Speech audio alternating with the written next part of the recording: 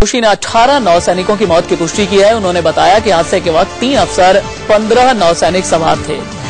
बीती रात पनडुब्बी आईएनएस सिंधु रक्षक में 2 धमाके हुए। इसके बाद पनडुब्बी में आग लग गई। धमाके की वजह का पता लगाने के लिए बोर्ड ऑफ इंक्वायरी बिठा दी गई है।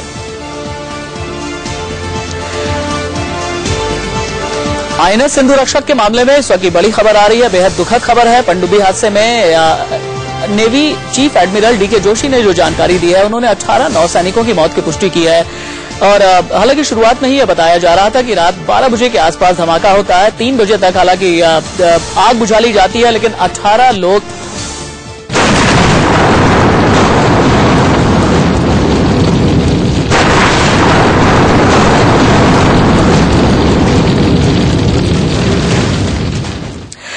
आजादी की 66वीं सालगिरह से पहले मुंबई में देश को बड़ा झटका लगा है। हिंदुस्तान की शान, समंदर का सिकंदर और दुश्मनों के दांत खट्टे करने वाला नौसेना का पनडुब्बी सिंधु रक्षक पूरी तरह तबाह हो गया। पहले पनडुब्बी में आग लगी, फिर धमाका हुआ और देखते देखते पनडुब्बी खत्म हो गई। देश ने हादसे में नेवी के 3 अफसरों समेत नौसेना के 18 जवान खो दिए। आजादी की सालगिरह से ठीक एक दिन पहले मुंबई के कोलाबा की ये तस्वीरें सबसे मनहूस खबर लेकर आईं। आधी रात के थोड़ी देर बाद नौसेना की पनडुब्बी आईएनएस सिंधु रक्षक में भयंकर आग लगी और उसमें जबरदस्त धमाके हुए। सिंधु रक्षक की आग पास खड़ी दूसरी पनडुब्बी तक पहुंची और उसे भी खाक कर दिया।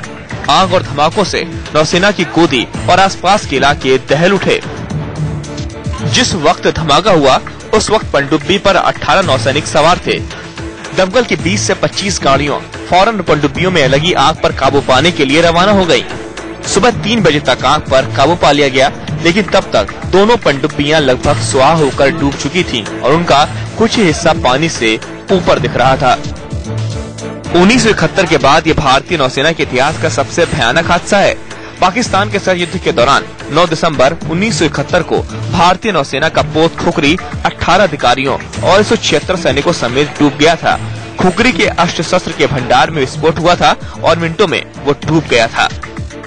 42 साल बाद नौसेना के इतिहास में एक और काला पन्ना जुड़ गया। I briefed PM also about this tragedy. Okay. I spoke to Naval Chief today morning. Grace lost to all of us. Latest tragedy in the recent time. I feel sad about that. I feel sad about also those Navy personnel who lost their lives in the service of the country. Antony के बयान से साफ हो गया है कि हादसे में कुछ नौसैनिकों की जान भी चली गई। सबसे बड़ा रहस्य सिंधु रक्षक में लगी आग को लेकर बना हुआ है कि आखिर इतना बड़ा हादसा कैसे हुआ। धमाके के पीछे कई कारण गिनाए जा रहे हैं, जैसे शॉर्ट सर्किट, बैटरी में समस्या और शस्त्रागार में धमाके। Of course, cannot rule out the possibility of sabotage, although the indicators at this point in time, do not strongly support that theory. It is essentially an on-board explosion. कहा जा रहा है कि सबमरीन जो है वो पानी में बैठ गया है और कई प्रकार के एक्सप्लोजन्स हुए थे। तो इस वक्त मैं कहूंगा कि जल्दबाजी नहीं करना चाहिए। जो हमारे पास विजुअल इमेजेस है उससे शायद निष्कर्ष यही है कि एक्सप्लोजन जरूर हुआ था, उसका कारण हम नहीं जानते हैं। सिंधु रक्षक के बैटरी कंपार्टमेंट में फरवरी 2010 में आग लगी थी, जिसमें एक नौसैनिक मारा गया था। तब ये पनडुब्बी विशाखापट्टनम में नौसेना गोदी में तैनात थी। इसके बाद रूस में बनी डीजल इलेक्ट्रिक सिंधु रक्षक को रूस में मरम्मत के लिए भेजा गया। कई आधुनिक प्रणालियों से लैस होकर ये पनडुब्बी हाल ही में मुंबई पहुंची थी। आईएनएस सिंधु रक्षक में क्लब एस क्रूज मिसाइलों को तैनात किया गया था, जो 200 किलोमीटर तक मार करने में सक्षम है। सूत्रों के मुताबिक आग लगने के बाद इन मिसाइलों में विस्फोट हुआ, जिससे हादसे ने भयंकर रूप ले लिया। Abhishek Sharma, Mumbai, India news.